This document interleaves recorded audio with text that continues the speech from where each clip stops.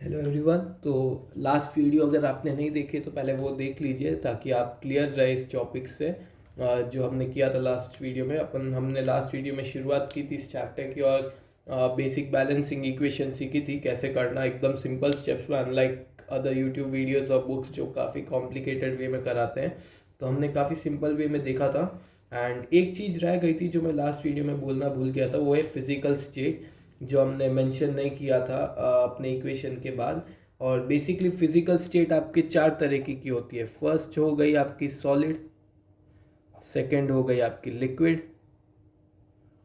Third हो गई gas और फोर्थ हो गई एक्वस। ये एक नई चीज़ आप देख रहे होंगे। ये बेसिकली होता है कोई भी रिएक्टेंट या प्रोडक्ट जो एक सोल्यूशन ऑफ वाटर में मिक्सड है, ठीक है, तो उसको एक्वस बोलते हैं। एक्वस आप कई बार देखें, एक्वस सोल्यूशन थोड़ा सा एक स्टिकी टाइप होता है ज़्यादातर, हर बार नहीं बोलूँगा मैं, बट ज़्यादातर वैसा होता है। और लिक्विड में आप देख लीजिए कि आपके सिर्फ 6 लिक्विड एलिमेंट्स होते हैं, तो आपको ज़्यादा सोचने की भी ज़रूरत नहीं है। एक हो जाता है Hg मर्क्यूरी, फिर दूसरा हो गया ब्रोमीन, तीसरा हो गया गैलियम, फिर In हो गया आपका इंडियम, पांचवा Ar हो गया आपका आर्गन और छठा He हो गया आपका हीलियम। ठीक है, ये काफ़ी सिंपल है। मतलब लिक्विड में आपके बहुत कम है और गैस में भी ज़्यादा नहीं है। जैसे सिर्फ आपके हो जाते हैं O2 N2 H2 और है थोड़े, बट मेनली ये तीन ही हम यूज़ करते हैं इक्वेशंस में ज़्यादातर। तो बाकी सब आप सॉलिड लिख लीजिए। तो अब जो हमारी लास्ट इक्वेशन थी वो ऐसी थी कुछ, 3Fe+4H2O गिव्स Fe3O4+4H2। ठीक है, इधर हमने छोड़ा था। अब इधर अपन को इक्वेशन के आगे ये भी डालना होगा फिजिकल स्टेट, तो डाल देते हैं। सिंपल है। अपना आयन क्या हुआ, सॉलिड हो गया। अब 4H2 होता है वाटर। अब वाटर लिक्विड स्टेट में होता है, बट इधर हम गैस डालेंगे क्योंकि ये पर्टिकुलर रिएक्शन में स्टीम का यूज़ होता है बेसिकली, तो वो उधर गैस जल जाता है। ज़्यादातर आप भी देखेंगे कि रस्टिंग होती है ये आयन में, तो वो नॉर्मल पानी से नहीं, वो इवोपरेशन से, या जो मॉइस्चर होता है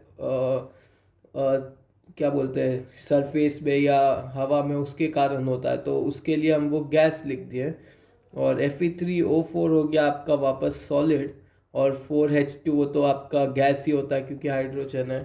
तो बस ये इतना ही है। और इसको मैं रिकमेंड करूँगा कि आप एग्ज़ाम में तब तक ना लिखें जब तक स्पेसिफाई नहीं किया हुआ है, या फिर आपको अच्छे से नहीं आता हो। मतलब अगर आपको अच्छे से याद है कि ये सॉलिड गैस ही होगा, तो आप लिखिए, ज़रूर लिखिए, तो उसके अच्छा फ़ायदा मिलेगा। बट अगर नहीं याद है तो बिल्कुल मत लिखिएगा, क्योंकि गलत चीज़ लिखने के मार्क्स जरूर कटते हैं। भले आप छोड़ दो तो शायद बच जाओ कि इधर तक आपने कर लिया, आपको फुल मार्क्स दे दिए जाए, बट इधर आप गैस की जगह लिक्विड लिख दिया तो उसके वो गलती के मार्क्स जरूर कट जाएंगे। तो ये आप अपना वो टॉपिक ख़त्म हुआ। अब अपन क्वेश्चन सॉल्व करते हैं। तो आपकी किताब में 3 सवाल है, अगर आप देखेंगे तो आपके इन टेक्स्ट क्वेश्चन है। एक तो थियरी है कि magnesium ribbon white should be clean before burning in air, और फिर 2 अपने इक्वेशंस के हैं। तो अपन तीनों देखते हैं। तो सबसे पहला क्वेश्चन, और मैं रिकमेंड करूँगा कि आप खुद नोट्स भी बनाते जाएं मेरे साथ, ताकि थोड़ा इजी हो आपको आगे। और सब्सक्राइब कर दीजिए मेरा चैनल अगर अब तक नहीं किया तो। और अब अपन शुरू करते हैं। मैग्नीशियम रिबन का फर्स्ट क्वेश्चन है, why should magnesium ribbon be cleaned before burning in air. ठीक है,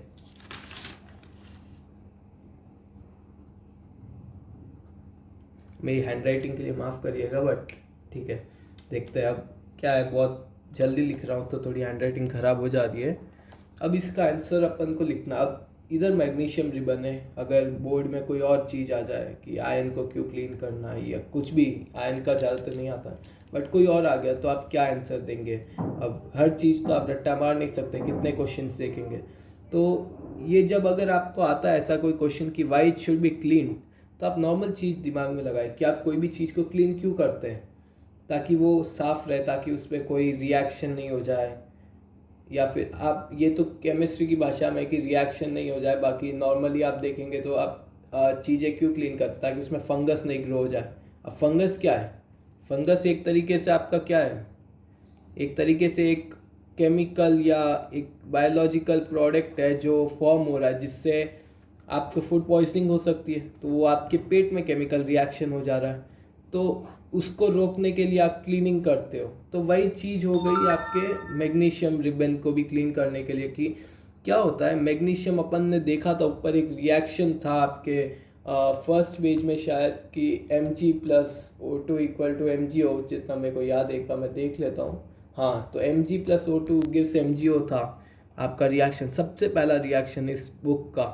तो ये आपका रिएक्शन दिया हुआ था। तो ये क्या हो रहा है, मैग्नीशियम ऑक्साइड फॉर्म हो जाता है। ऑक्सीजन तो अपने रहता ही है हर टाइम एनवायरनमेंट में, तो आपके MgO फॉर्म हो गया। तो ये क्या, एक लेयर, जैसे कि आपका मैग्नीशियम रिबन है, तो इसके ऊपर एक ऐसे फॉर्म होने लग जाता है। ठीक है, तो ये जो मैग्नीशियम ऑक्साइड फॉर्म हो गया, इससे आप फिर आगे रिएक्शंस नहीं कर सकते इस मैग्नीशियम स्ट्रिप के साथ। इसलिए क्या करते हैं, इसको रिमूव करने के लिए दिस पर्टिकुलर एलिमेंट जो बहुत स्टेबल होता है, क्योंकि ये मैग्नीशियम ऑक्साइड एक स्टेबल कंपाउंड बन गया, इसमें कोई पार्टिकल्स अनस्टेबल नहीं है, तो वो स्टेबल कंपाउंड बन गया, इसलिए ये बिल्कुल अपना रिएक्शन फर्दर रोक देगा।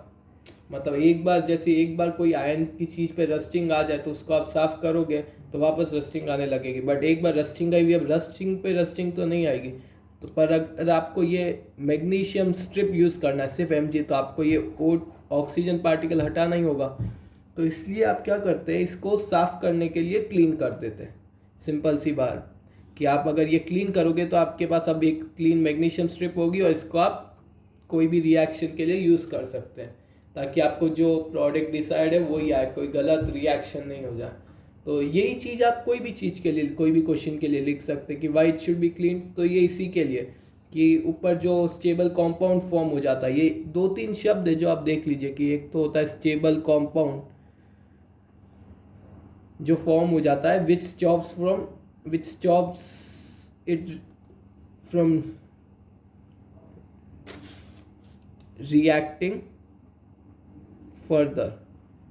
तो ये सिंपल 2 लाइन है जो आप कोई भी इस तरह के सवाल में लिख दीजिए। अगर आपको नहीं पता एग्जैक्ट आंसर, तो आपको मार्क्स तो थोड़े तो मिल ही जाएंगे, क्योंकि ये ज़्यादातर इन सब का यही आंसर होता है।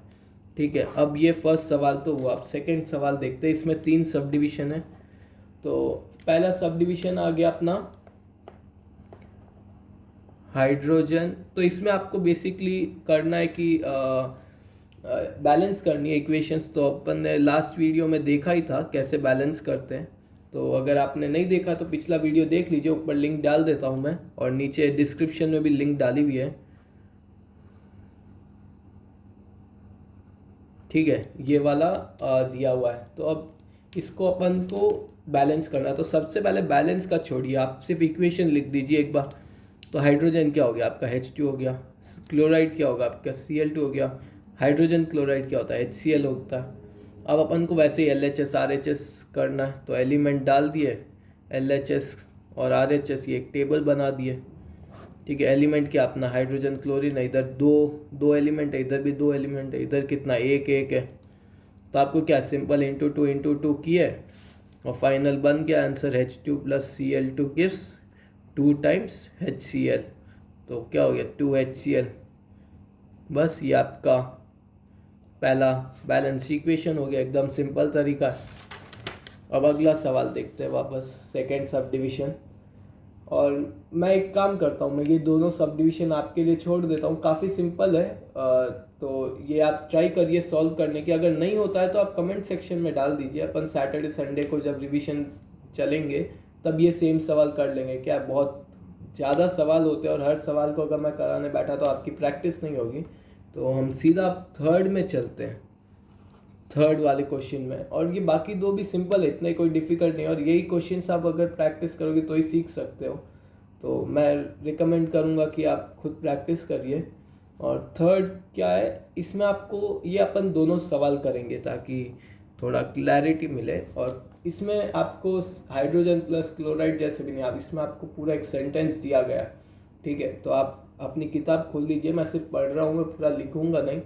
तो जैसे जैसे पढ़ेंगे हम सॉल्व करते जाएंगे। इसमें क्या लिखा गया, सोल्यूशन ऑफ बेरियम क्लोराइड। अब बेरियम क्लोराइड आपका क्या होता है, BaCl2। आप ऐसे लिख दीजिए ये बेरियम क्लोराइड हो गया,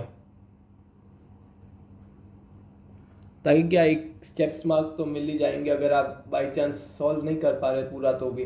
अब उसके बाद क्या लिखा है, एंड सोडियम सल्फेट। अब सोडियम सल्फेट क्या होता है, Na2SO4, ठीक है। तो वो भी आप लिख दीजिए, सोडियम सल्फेट, ठीक है। अब क्या लिखा गया, in water react to give insoluble barium sulphate. अब इसमें एक चीज ध्यान रखने की जरूरत है कि इन वाटर लिखा हुआ है, ठीक है। इसमें विथ वाटर ये शब्द का यूज नहीं किया, या फिर एंड वाटर कि अपन इसको रिएक्टेंट में डालें। तो ये चीज़ आप ध्यान रखिए, कई लोग मिस्टेक कर देते हैं कि वो लोग क्या करते हैं, BaCl2 plus Na2SO4 plus H2O कर देते हैं कि वाटर भी यूज़ किए, बट ये गलत है। इसमें लिखा हुआ इन वाटर, इसमें विथ वाटर या एंड वाटर नहीं लिखा हुआ कि barium chloride and sodium sulphate and water, या फिर barium chloride and sodium sulphate with water. इसमें लिखा हुआ इन वाटर, मतलब क्या है, एक तरीके से आपका ये जो मग है या फिर जो भी बीकर है उसमें पानी है, उसके अंदर ये जो दो चीज़ें वो आप डाल के रिएक्शन कर रहे हैं। इसमें आप कहीं पानी को यूज़ नहीं कर रहे अपने रिएक्शन में एक्स्ट्रा चीज़ प्रोडक्ट निकालने के लिए। तो आप समझ लीजिए एक तरीके से स्टीम करने के लिए। तो वाटर को आप रिएक्शन में मत लिखिएगा, यही सिर्फ आपका रिएक्टेंट होगा। तो ये अगर विथ या एंड आए आपके क्वेश्चन में, मतलब आपको प्लस H2O करना है, तो वो मत भूलिएगा, ये आप नोट कर लीजिए अपने नोटबुक में कि इन वाटर है तो प्लस H2O नहीं करना है, विथ वाटर या एंड वाटर है तो प्लस H2O करना है, ठीक है। अब क्या लिखा गया, in water react to give insoluble barium sulphate. तो आपका बेरियम सल्फेट क्या हो जाता है, बेरियम सल्फेट हो जाता है आपका BaSO4, बेरियम सल्फेट। और उसके बाद क्या है, and solution of sodium chloride. तो सोडियम क्लोराइड क्या होता है आपका, NaCl, सोडियम क्लोराइड, ठीक है।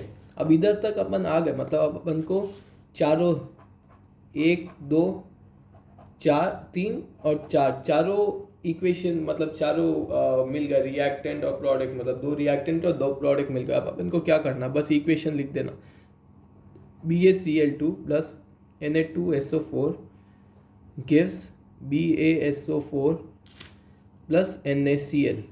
अब दिक्कत ये बैलेंस इक्वेशन, अब इसको बैलेंस करना है, तो वही आप कर लीजिए, टेबल बनाइए सिंपल सी, एलिमेंट LHS RHS। तो एलिमेंट्स क्या आपका, बेरियम क्लोराइड, सोडियम और सल्फर, ऑक्सीजन। तो आप लिख दीजिए BaCl NaS और O, ठीक है, सिंपल। और बेरियम आपका कितना इधर 1 है, क्लोरीन कितना आपका 2 है, सोडियम कितना है 2 है, सल्फर 1 है, ऑक्सीजन 4 है। RHS में क्या है, बेरियम 1 है, सल्फर कितना आपका 1 है, ऑक्सीजन 4 है, सोडियम 1 है और क्लोरीन भी 1 है। तो अब आप देखेंगे ये तो अपना बैलेंस्ड है, ये भी बैलेंस्ड है, ये भी बैलेंस्ड है। अब ये 2 बैलेंस नहीं है सिर्फ, मतलब इधर आपको इंटू टू करोगे तो बैलेंस हो जाएगा, 2 = 2 2 = 2, तो आप इंटू 2 कर दीजिए और आपकी इक्वेशन क्या बन जाएगी। अब और 1 सेकेंड, मेरी पेन की रिफिल निकल गई, माफ़ कीजिएगा। हाँ, तो अब आप क्या कर दीजिए, एकदम सिंपल तरीका है, BaCl2 प्लस Na2SO4। अब देखिए अपन RHS में मल्टीप्लाई किए कहाँ पे, Na और Cl में किए, तो अब BaSO4 प्लस, ये ध्यान रखिए 2 टाइम्स NaCl है, अपन को Na2Cl2 नहीं लिखना, वो गलत है। और क्यों गलत है मैंने पिछले वीडियो में बताया, तो अगर आपने पिछला वीडियो नहीं देखा तो पहले देख लीजिए अगर आपको समझना है ढंग से। तो तो अपन ने 2NaCl कर दिया। अब ये बैलेंस हो गया, आपको वापस टेबल बनाएंगे तो आप देखोगे सब बैलेंस्ड LHS RHS, तो ये इक्वेशन आपकी बैलेंस्ड है। तो ये सवाल ख़त्म। अब सेकंड क्या है सवाल, देखते हैं वापस। इस बार आप खुद ट्राई करिए, पॉज कर दीजिए वीडियो को एक बार, आप खुद ट्राई करिए, इक्वेशन सिर्फ लिखने की, बैलेंस करना छोड़ दीजिए, पहले सिर्फ इक्वेशन लिखने की कोशिश करिए, उसके बाद बैलेंसिंग भी हो जाएगी। तो आप पॉज कर दीजिए और मैं कंटिन्यू करता जाता हूँ, आप वापस मेरे साथ जुड़ जाइएगा। तो आपका सेकंड चीज़ क्या बोल रहे हैं कि सोडियम हाइड्रोक्साइड सोल्यूशन। तो अब ये आप सीधा पहले क्या लिखा गया, sodium hydroxide solution. Sodium hydroxide क्या होता है, NaOH, सोडियम हाइड्रोक्साइड, ठीक है। अब क्या लिखा गया, इन वाटर। मैंने क्या बोला था, इन वाटर हो मतलब आपको इक्वेशन में नहीं जोड़ना है, समझ रहे हैं। एंड वाटर या विथ वाटर हो तो ही जोड़ना है, तो आप छोड़ दीजिए, इसको इग्नोर करिए। ये सिर्फ आपको कंफ्यूज करने के लिए, बोर्ड में इसके कारण बहुत लोग मार्क्स घटा देते अपने, ये सिंपल चीज़ों के कारण। तो अब क्या, सोडियम हाइड्रोक्साइड लिख दिया आप, in water reacts with hydrochloric acid. Hydrochloric acid क्या हो जाता है आपका, HCl,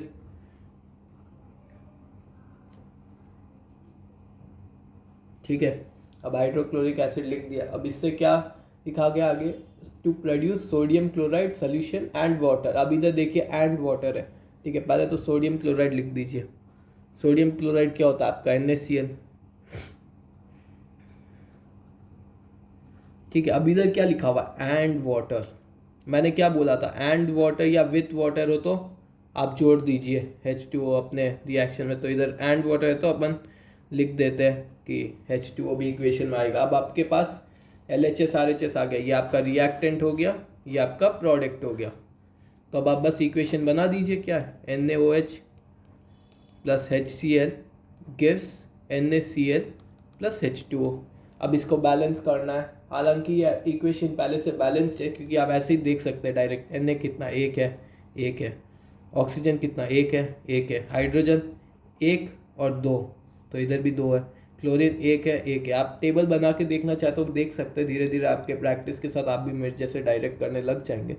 बट मैं बोलूँगा टेबल बना दीजिए, थोड़ा इजी होगा। और मार्क्स के लिए एक बार बना के कंफर्म करिएगा कि बोर्ड में क्या इधर लिखा गया बैलेंस्ड इक्वेशन है, तो आपको ये बना के बताना पड़ेगा प्रूफ के तौर में कि देखो ये बैलेंस है, वरना वो बोलेंगे तुम किए कहाँ सम, ऐसे ही थोड़ी बोल सकते कोई चीज़, ठीक है। तो आप बना दीजिए, अपन ने बैलेंसिंग तो सीख ही लिया है, और इसी के साथ अपन ने इंटेक्स क्वेश्चंस का पूरा एक सेट सॉल्व कर लिया। और अगर आपको कोई डाउट है तो नीचे कमेंट सेक्शन में डाल दीजिए, ताकि अपन कभी क्वेश्चन आंसर सेशन में सारे डाउट्स क्लियर कर लेंगे। और बस इसी के साथ ये वीडियो ख़त्म करते हैं। और मैं रिकमेंड करूँगा आपको कि अगर आपको प्रैक्टिस ज़्यादा करनी है तो 2 किताबें खरीदिए, ठीक है। एक तो होती है पिछले साल के पेपर्स की, एक होती है अच्छी सी क्वेश्चन बैंक का सेट। और 2 किताब के अलावा ज़्यादा मत खरीदिए, ज़्यादा खरीदेंगे ना तो आप हर एक ऑथर के तरीके से कंफ्यूज होने लगेंगे। तो एक मेरा रिकमेंडेशन है, जो मैं 7 साल पहले किया हूँ, 10th नहीं 9 साल 8 साल हो गए मेरे 10th किए हुए, तो 8 साल पहले भी वो किताबें बहुत अच्छी थी और अभी भी उसी का वो स्टैंडर्ड उनका और भी अच्छा हो गया। तो मैं रिकमेंड करूँगा एग्ज़ाम